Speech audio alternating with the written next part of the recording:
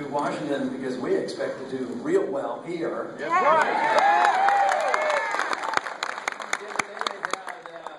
It's a little more complicated in Wyoming how they pick the delegates, and we weren't expecting a whole lot, but we ended up getting 6 delegates out of Wyoming. So often it comes up about, the differences. They'll say, why you attack him or why you say this about that. And I usually end up saying, well, I'm really campaigning against all 3, one not different than the other. They all represent the status quo. We have something different. But the one thing is about the other 3, and really the establishment, they really represent the past as far as I'm concerned. I think our campaign represents the future. That's right.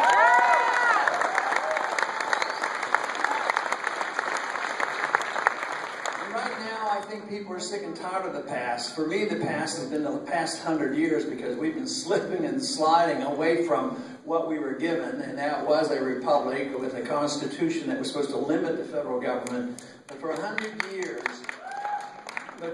years, we have been going in the wrong direction, whether it's on taxes or on a monetary issue or the foreign policy or personal liberty. It's all been negative. It's all negative still in Washington, D.C. I'll tell you what, the people are waking up and they're sick and tired of it.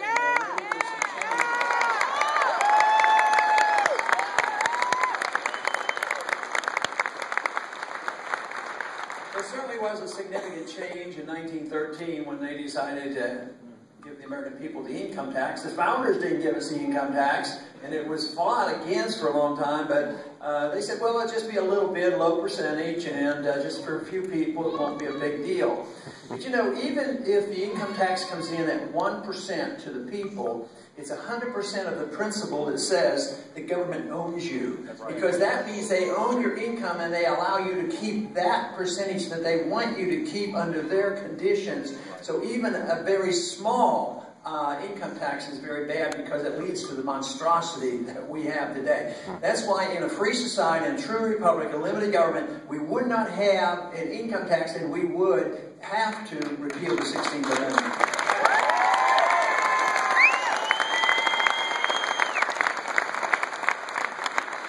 Certainly in that same period of time, we had the introduction of that little group of people in Washington that designs our monetary policy. The Federal Reserve System came in 1913. And, I took a couple of days off for campaigning. I went back to D.C. I went to visit with my friend Ben Bernanke. And I tried to explain to him that the Federal Reserve hasn't been doing a very good job. They've been in business for 99 years, and they've lost 98% of the value of the currency in the dollar that they got in 1913. So I'm bound to determine that next year on the 100th anniversary, we should celebrate by repealing the Federal Reserve Act.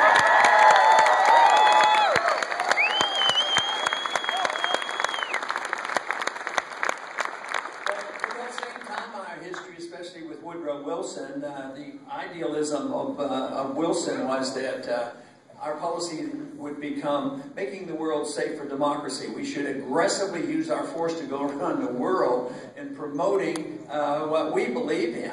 Now, defending our country is one thing, but aggressively trying to spread what they call American exceptionalism makes no sense. The American people in our country has had a lot of exceptional ideas, and we've had good prosperity, and we are very exceptional in many ways. But this notion that we are so exceptional that we can use force to go into other countries, occupy these countries, and tell other people how they must live makes no sense whatsoever. That cancels out all our exceptions.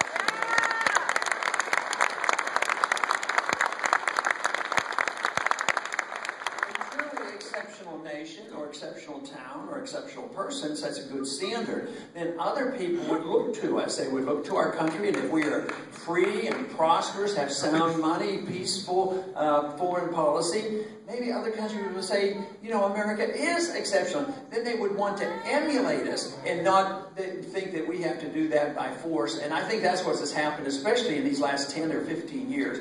It's been a bad trend.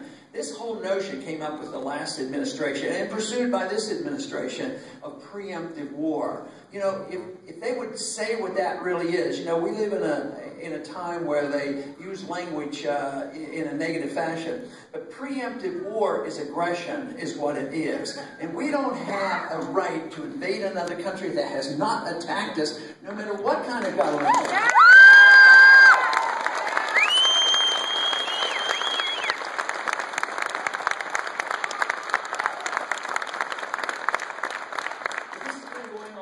In the last 10, 11 years. We've been in Afghanistan now more than 10 years. We still are very much in Iraq. And the consequences have not been good. They've been so negative. The number of Americans that have died in these last 10 years, if you count all the military and contractors, it's approaching 9,000. But that's only part of it. When you think about the 44,000 have come back severely injured, people seem to forget about it. They come back, just think of how many came back with our amputees.